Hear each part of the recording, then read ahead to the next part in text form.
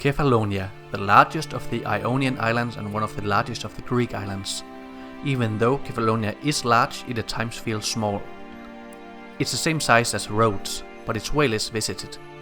What makes Kefalonia stand out is its variety in nature. Windy beaches for surfing, small hidden coves hidden around Kefalonia's coastline. Majestic ones like Myrtos Beach and Paralia Petani. And more typical beaches as those found in Lassi and the east coast. Argostolion feels bigger than a lot of capitals of the other Greek islands and boasts an impressive shopping street and marina.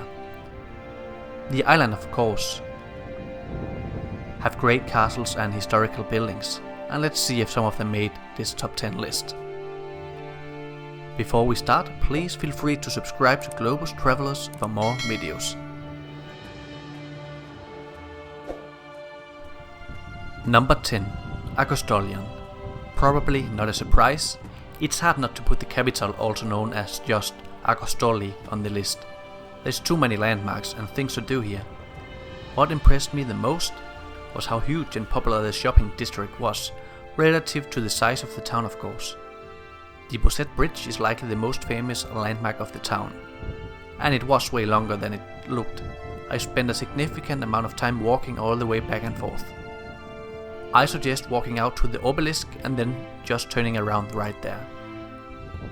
Both the bridge and marina offers a chance at a glimpse of the giant turtles, but it is almost more entertaining just people watching, as big groups of people run back and forth every time a turtle has been spotted and popping up in the water.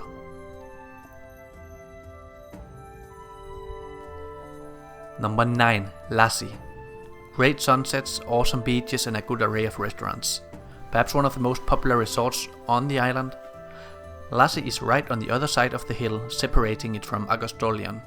Most hotels sit on the slope of the hill, which is inconvenient for those who don't like walking or hiking up or downhill, so beware.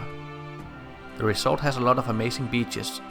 You are pretty much spoiled if you want to go to beaches during a vacation and not really anything else. Also, it's right next to the airport, so that also makes it very convenient. The airport didn't bother me at all. In some resorts, other places in Europe, it can be a bit noisy, but I didn't think it was too bad here. Number 8. Orealios Gaea Winery. Orealios Gaea Wine Growers of Robola is a collective or vineyard in the central parts of Kefalonia. Here you find the local grape of Robola, which created a wine full of lemony fruit and fresh acidity. This is a great place to go for a snack and a small local wine tasting if you are in the area. I do recommend taking the time to taste different kinds of wine while enjoying the view of the vineyard and Kefalonia. It is quite affordable, so do feel free to buy a bottle of your favorite wine and bring it home while supporting the local business. Number 7.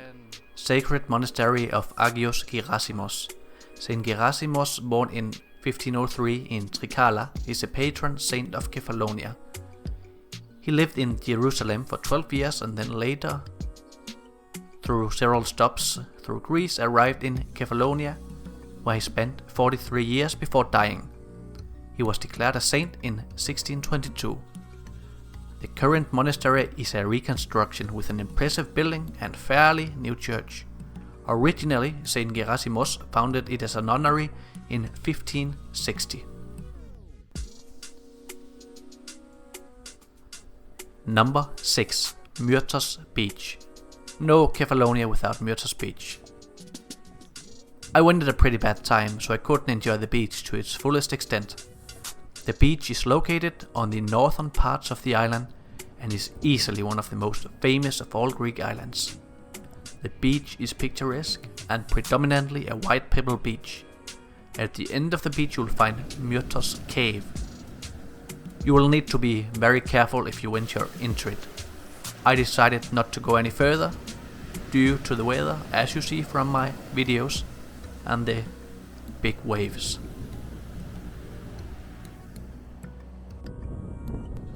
Number 5. Paralia Petani.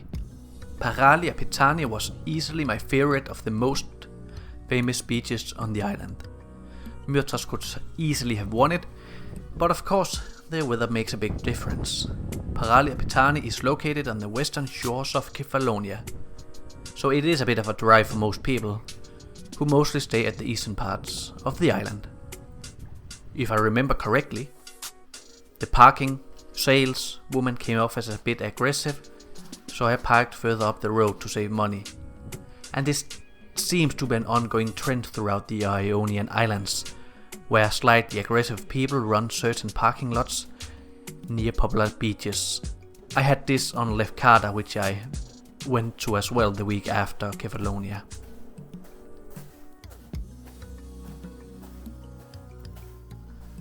Number 4. Melisanni Cave.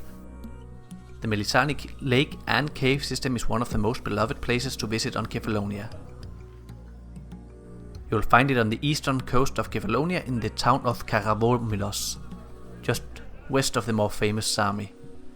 The cave and lake has a great appeal for visitors and also includes a small island and trees. This place consists of 2 chambers.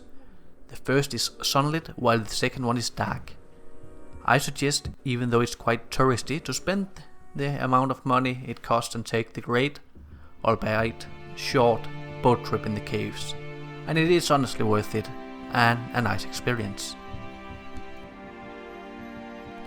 Number 3. Castle of Agios Georgios, also known as the Castle of Kefalonia, which is about 800 years old. The castle used to function as the capital of the island for centuries.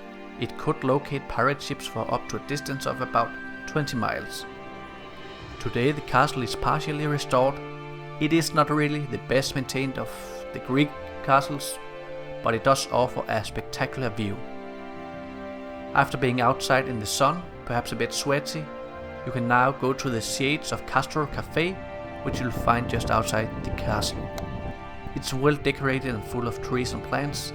It's a bit different than the other restaurants, but the food was great, and it was a great experience to end off the trip to the castle and the mountain. Number 2. Assos. Assos doesn't need an introduction to anyone familiar with Kefalonia, and it could easily have taken the top spot if not for the weather. Had the weather been any better, the video might have improved in quality, but the hike to the Venetian castle of Assos would have been so much tougher. Some clouds is definitely an advantage for those who want to take on the hike. Assos is one of the most picturesque places in both Kefalonia and Greece altogether. With the sleepy seaside village being towered by the castle on the mountain, the village does not offer the best beaches or most variety in restaurants, but you should go and have a coffee at a cafe and a snack from the bakery. Enjoy the calm, enjoy the views, and try to take on the challenge of getting to the top. The views are worth it, perhaps the castle is not worth it so much itself. And now to number 1, Fiskardo, the only place we went more than once, actually thrice, with one being on arrival from Lefkada by boat and one when we left back to Lefkada. But that wasn't enough, we did dedicate a day for Fiskardo. The place has one of the best marinas or harbors of the Greek islands. It did feel like it caters to people who have a bit money, or at least to those who would like to spend it. Fiskardo had so many beautiful and expensive looking yachts and boats, great cafes and restaurants for a nice stretch. Whereas the town of Fiskardo doesn't have a real beach on its own, it's surrounded by small coves with small unspoiled beaches in true Greek fashion. To the north you will find Paralia Petani, and to the south, where we went, Melisanni Beach.